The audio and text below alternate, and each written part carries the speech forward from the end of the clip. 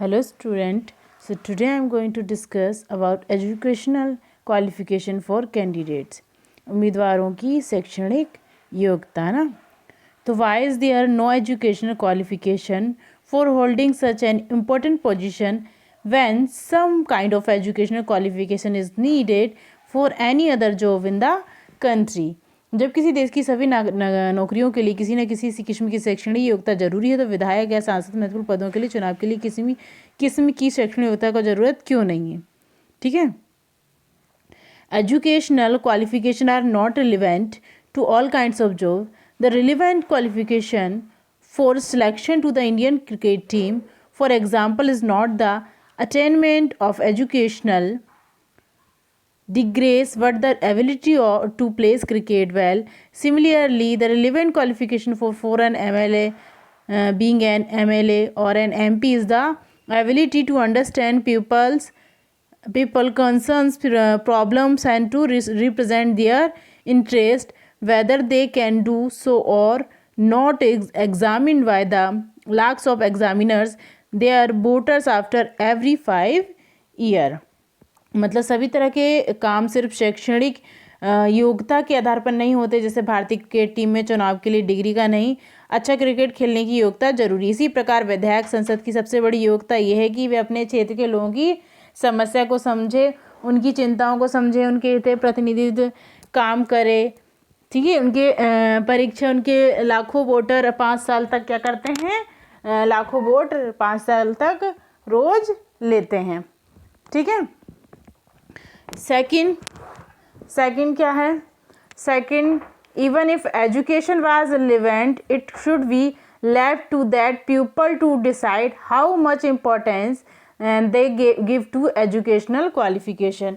मतलब अगर शिक्षा या डिग्री की प्राथमिकता हो तो भी यह जिम्मा लोगों पर छोड़ देना चाहिए कि वे शैक्षिक योग्यता का कितना महत्व देते हैं. In our country putting an educational qualification would go against the spirit of democracy. For yet another season it would mean depriving a majority of the country's citizens that right to contest election. If for example a graduate degree like BA, BCom or BSc was made compulsory for candidates, more than 90% of the citizens will become ineligible to contest election. मतलब हमारे देश में शैक्षणिक योग्यता की शर्त लगाना अन्य कारण से भी लोकतंत्र की मूल भावना के खिलाफ होगा. इसका मतलब होगा कि देश के अधिकांश लोगों का चुनाव लड़ने के मौलिक अधिकार से वंचित करना. जैसे यदि उम्मीदवार के लिए BA, BCom या BSc को स्नातक को भी अनिवार्य किया गया तो 90% से ज़्यादा नागरिक चुनाव लड़ने से क्या हो जाएंगे, अयोग्य हो जाएंगे. ठीक है. So let's see nomination of candidates. मतलब जो उम्मीदवार हैं उनका नामांकन. नॉमिनेशन ऑफ कैंडिडेट्स, उम्मीदवारों का नामांकन. We noted above that and democratic election people should have a real choice. This happens only when there are almost no restriction on anyone to contest an election. This is what our system provides. Anyone who can be vote can also become a candidate in election. The only difference is that in order to be a candidate the minimum age 25 years while it's only 18 years for being a vote. मतलब क्या देखा कि लोकतांत्रिक चुनाव में लोगों के पास वास्तविक विकल्प होना चाहिए. ये तभी होगा कि जब चुनाव लड़ने पर लगभग क्या हो कि किसी किस्म की बंदिश ना हो. हमारी चुनाव प्रणाली कैसी हो? हमारी चुनाव प्रणाली ऐसा ही करती है जो व्यक्ति मतदाता है वे उम्मीदवार भी हो सकता है. सिर्फ एक फ़र्क ये है कि कोई भी व्यक्ति 18 वर्ष की उम्र में वोट डालने का अधिकार हो जाता है, जबकि उम्मीदवार बनने की न्यूनतम आयु कितनी है? 25 वर्ष है. ठीक है. कितनी है? 25 वर्ष. There are some other restriction on criminals etc. but these apply in very extreme case. Political parties nominate their candidates who get the party symbol and support. Candidate who get the party symbol and support. Party's nomination is often called party ticket. Even person who मतलब क्या है, अपराधियों के बगैर रोक है, लेकिन ये क्या है, जो पाबंदी भी बहुत ही कम मामलों में लगी होती है। राजनीतिक दल अपने उम्मीदवार मनोनीत करते हैं जिन्हें पार्टी का चुनाव चिन्ह समर्थन मिलता है। पार्टी के मनोनयन को बोलचाल की भाषा में क्या कहते हैं? टिकट कहते हैं। Every person who wishes to contest an election has to fill a nomination form and give some money as security deposit. चुनाव लड़ने के इच्छुक हर उम्मीदवार को एक नामांकन पत्र भरना पड़ता है और कुछ रकम क्या करनी पड़ती है? जमा करनी पड़ती है। ठीक है।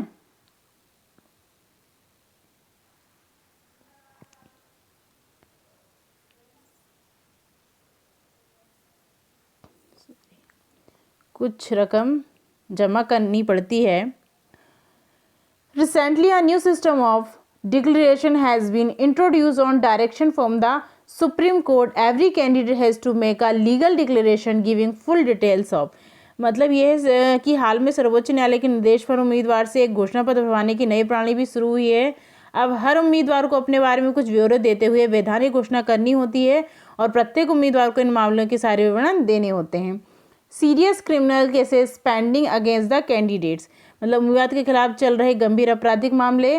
Details of this assets and liabilities of the candidate and his और हर फैमिली एंड, उम्मीदवार उसके परिवार के सदस्यों की संपत्ति और देनदारियों का ब्यौरा। Educational qualification of this information educational qualification of the candidate, मतलब उम्मीदवार उसके परिवार के सदस्य की संपत्ति और देनदारियों को ब्यौरा के साथ साथ उम्मीदवार की शैक्षणिक योग्यता। The information has to be made public. This provides an opportunity to the voters to make their decision on the basis of the information provided by the candidates, मतलब इन सूचनाओं को सार्वजनिक किया जाना चाहिए। इसमें मतदाताओं को उम्मीदवारों द्वारा खुद के बारे में सूचना के आधार पर अपने फैसलों करने का मौका क्या होता है? मिलता है। ठीक है। ओके। इलेक्शन कैंपेन मतलब चुनाव अभियान। The main purpose of election is to give people a chance to choose the representative the government and the policy they prefer. Therefore it is necessary to have a free and open discussion about who is a better representative, which party make a better government, or what is a good policy. This is what happen during election campaigns. मतलब चुनावों का मुख्य उद्देश्य लोगों को अपनी संसद के प्रतिनिधियों, मतलब संसद से ही चुने गए जो व्यक्ति होते हैं उनको प्रतिनिधियों सरकार नीतियों का चुनाव करने का अवसर देना है। इसलिए कौन प्रतिनिधि बेहतर है, कौन पार्टी अच्छा सरकार देगी या अच्छी नीति कौन सी है, इस बारे में स्वतंत्र और खुली चर्चा भी बहुत जरूरी है। चुनाव अभियान के दौरान यही बात होता है। ठीक है। In our country such campaigns take place for a 2 week period between announcement of the final list of candidate and the date of polling, मतलब हमारे देश में उम्मीदवार की अंतिम सूची की घोषणा देने होने और मतदान की तारीख के बीच आमतौर पर 2 सप्ताह का चुनाव प्रचार के लिए क्या होता है? दिया जाता है। ठीक है। During this period, the candidate contact their voter political leaders, address election meeting and political parties, mobiles their supporters. This is also the period when newspaper and television news are full of the election related story, debates. मतलब क्या दिया जाता है? मतदाताओं के इस अवधि में उम्मीदवार मतदाताओं से संपर्क करते हैं, राजनेता चुनाव सभाओं में भाषण देते हैं, राजनीतिक पार्टियों में अपना क्या करते हैं? समर्थकों को सक्रिय करते हैं। इस अवधि में अखबार और टीवी चैनलों पर चुनाव से जुड़ी खबरें, बहसें भी होती हैं, डिबेट्स। ठीक है, बहसें डिबेट्स होती हैं। But election campaign is not limited to these 2 weeks only. Political parties start preparing for election months before they actually take place. ठीक है, मतलब पर असल में चुनाव अभियान सिर्फ 2 हफ्ते नहीं चलता। राजनीतिक दल चुनाव होने के महीने पहले से ही इसकी क्या करते हैं? तैयारी शुरू करते हैं। इन election campaigns political party try to focus public attention on the some big issues, मतलब क्या करते हैं? जो राजनीतिक पार्टियां हैं लोगों का ध्यान कुछ बड़े मुद्दे पर क्या करना चाहती हैं? केंद्रित करना चाहती हैं। They want to attract the public to that issue and get them to vote for their party on that basis, मतलब क्या करते हैं? वे लोगों को इन मुद्दों पर आकर्षित करती हैं और अपनी पार्टी के पक्ष में वोट देने को कहते भी हैं। ठीक है। Let us look at some of the successful slogan given by different political parties in various election. मतलब आइए विभिन्न चुनावों में विभिन्न दलों द्वारा उठाए गए कुछ सफल नारों पर गौर करें। ठीक है, तो the Congress party led by Indira Gandhi gave the slogan of गरीबी हटाओ, रिमूव पॉवर्टी इन द लोक सभा election of 1971। The party promise to reorient all the policy of the government to remove poverty from country। मतलब इंदिरा गांधी के नेतृत्व वाली कांग्रेस पार्टी ने 1971 के विधान सभा गरीबों में गरीबी हटाओ का नारा दिया था और पार्टी ने विवाद किया था कि वे सरकार की सारी नीतियों में बदलाव करके सबसे पहले देश की गरीबी हटाएगी। Save democracy was the slogan given by Janata party under the leadership of, किसकी लीडरशिप में दिया गया था? Jayaprakash Narayan in the Lok Sabha. मतलब save democracy the party promised to undo the excesses committed during emergency and restore civil liberties. मतलब 1977 लोकसभा चुनाव में जयप्रकाश नारायण के नेतृत्व में जनता पार्टी ने नारा दिया लोकतंत्र बचाओ। पार्टी ने आपातकाल के दौरान हुई ज्यादती को समाप्त करने और नागरिक आज़ादी को बहाल करने का क्या किया था? प्रॉमिस किया था, वादा किया था। The left front used the slogan of land to the tiller in the West Bengal Assembly election held in 1977। मतलब वामपंथी दलों ने 1977 में हुए पश्चिम बंगाल विधानसभा चुनाव में जमीन जोतने वालों को नारा दिया था। किसको? Land to the tiller.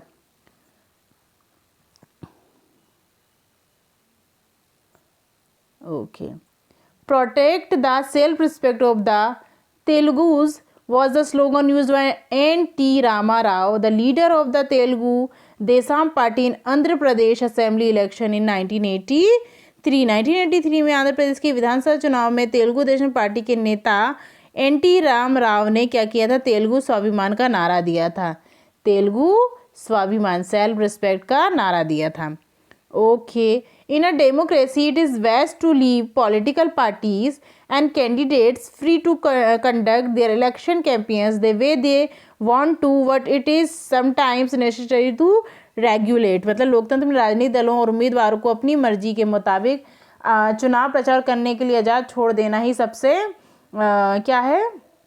सबसे अच्छा होता है, पर सभी दलों को उचित और समान अवसर मिले इसके लिए कई बार कुछ दखल देना जरूरी होता है। चुनाव के कानूनों के अनुसार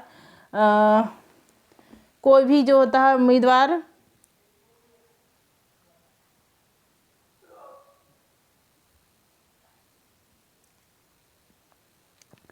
campaign to ensure that every political party and candidate gets a fair and equal chance to compete according to our election law, no party or candidate can।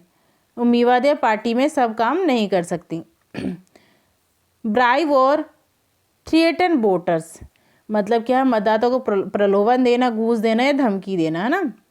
Use government resource for election campaign, क्या करना कि जो resource और election campaign मतलब उनसे जाति चुनाव अभियान में सरकारी संसाधनों का इस्तेमाल करना है। Spend more than 25 lakh in constituency for a Lok Sabha election और 10 lakh in a constituency in assembly election. Lok Sabha चुनाव में एक निर्वाचन क्षेत्र में 25 लाख और विधानसभा चुनाव में 1 लाख रुपए से ज़्यादा का खर्च करना। If they do so, their election can be rejected by the court even after they have been declared elected। In addition to the laws, all the political parties in our country have agreed to model code of conduct for election campaign। According to this, no party or candidate can, मतलब अगर वे इनमें से किसी भी मामले में दोषी पाए तो चुने जाने के बाद उनका चुनाव रद्द घोषित कर सकता है। इन कानूनों के अलावा हमारे देश की सभी राजनीतिक पार्टियों के चुनाव प्रचार की आचार संहिता कोड ऑफ कंडक्ट आचार संहिता को स्वीकार किया जाता है। इसमें उम्मीदवारों और पार्टियों को ये सब करने को मनाही है कोड ऑफ कंडक्ट के तहत। Use any place of worship for election propaganda, चुनाव प्रचार के लिए किसी धर्म स्थल का क्या करना? उपयोग करना। ठीक है। Use government vehicles, aircrafts and official for election and once, मतलब क्या करना? सरकारी वाहन, विमान या अधिकारियों का चुनाव में उपयोग। Once election announced, minister shall not lay foundation stone of any project, take any big policy of decision or make any promise of providing public facility। चुनाव की अधिघोषणा हो जाने के बाद मंत्री किसी बड़ी योजना का शिलान्यास, बड़े नीतिगत फैसले या लोगों की सुविधा देने वाले वायदे नहीं कर सकते। Pooling and counting of votes, मतदाता और मतगणना, ठीक है। Pooling and counting of votes. The final stage of an election is the day when the voter cast or pool their vote. That day is usually called the election day. Every person whose name is on the voter list can go a nearby polling booth and situated usually in a local school or a government office. Once the voter goes inside the booth, the election official identify her, put a mark on her finger and allow her to cast her vote. An agent of each candidate is allowed to sit inside the polling booth and ensure that the voting takes place in fair way। मतलब जो चुनाव है आखिरी चरण मतदाताओं द्वारा vote देना, इस दिन का आमतौर पर चुनाव का दिन कहते हैं। मतदाता सूची में नाम वाला हर व्यक्ति अपने इलाकों में स्थित मतदान केंद्र पर जाता है। अस्थायी तौर पर स्थानीय स्कूल या किसी सरकारी इमारत पर बना होता है। जब मतदाता मतदान केंद्र में जाता है तो चुनावी अधिकारी उसे क्या करते हैं, पहचान कर उसकी उंगली पर एक काला निशान लगा देते हैं और वोट डालने की अनुमति देते हैं। उम्मीदवार को एजेंटों को मतदान केंद्र के अंदर बैठने की इजाज़त होती है और जिससे वे देख सकें कि चुनाव ठीक ढंग से हो रहे हैं कि नहीं, ठीक है।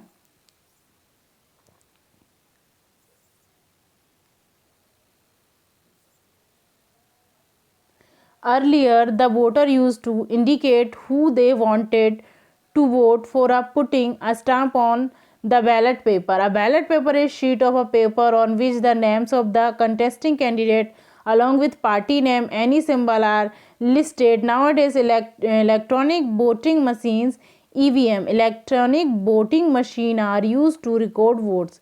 The machine shows the name of the candidate and party symbol. Independent candidates to have their own symbol allotted by election commission. All that the voter has to do is so press the button against the name of the candidate she wants to give her vote। मतलब जो पहले मतदाता एक मतपत्र पर अलग अलग छपे उम्मीदवार के जो चुनाव चिन्ह होते हैं, उम्मीदवार के नाम चुनाव चिन्ह में से अपनी पसंद के उम्मीदवार के चुनाव चिन्ह पर मोहर लगाकर अपनी पसंद जाहिर करते थे। अब मतदान के लिए इलेक्ट्रॉनिक वोटिंग मशीन को इस्तेमाल होने लगा है। मशीन के ऊपर उम्मीदवार के नाम और के चुनाव चिन्ह बने होते हैं। निर्दलीय उम्मीदवार को भी चुनाव अधिकारी चुनाव चिन्ह देते हैं। मतदाता को जिस उम्मीदवार को वोट देना होता है उसके चुनाव चिन्ह के आगे बने बटन को एक बार भर देना होता है। क्या होते हैं,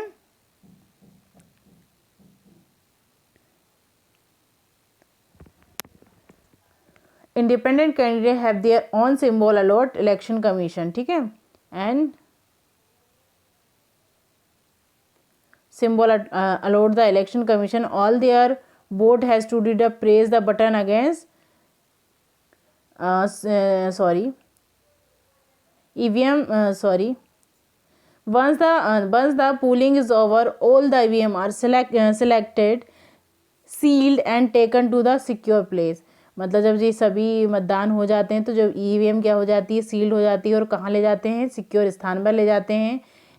Now few days later on a fixed date all the EVMs from a constituency are opened and the votes secured by each candidate are counted. The against of all candidates are present there to ensure that the counting is done properly. The candidate who secured the highest number of votes from a constituency is declared elected in general election. Usually the counting of votes in all constituencies taken place at the same time on the same day. Television channels, radio and newspaper report this event within a few hours of country. All the results are declared and it becomes clear as who will form the next government। मतलब ये है कि जो मतदाता हो जाने के बाद सभी वोटिंग मशीन को सील बंद करके एक सुरक्षित जगह पर पहुंचा दिया जाता है। फिर एक तय तारीख पर एक चुनाव क्षेत्र की सभी मशीनों को एक साथ खोला जाता है, मतों की गिनती की जाती है और जो सभी दल के एजेंट रहते हैं जिससे मतगणना का काम निष्पक्ष ढंग से हो सके। किसी चुनाव क्षेत्र में सबसे ज़्यादा मत पाने वाले उम्मीदवार को क्या किया जाता है, विजय घोषित कर दिया जाता है आम चुनाव में अमूमन सभी निर्वाचित क्षेत्र में मतगणना एक ही तारीख पर होती है। टीवी चैनल, रेडियो, अखबारों के लिए यह बहुत बड़ा अवसर होता है और इसकी खबरें पूरे विस्तार से देते हैं। कुछ घंटों की गिनती में ही क्या करते हैं, ये सारे परिणाम मालूम हो जाते हैं। ठीक है, और ये कौन सी सरकार बनाते हैं?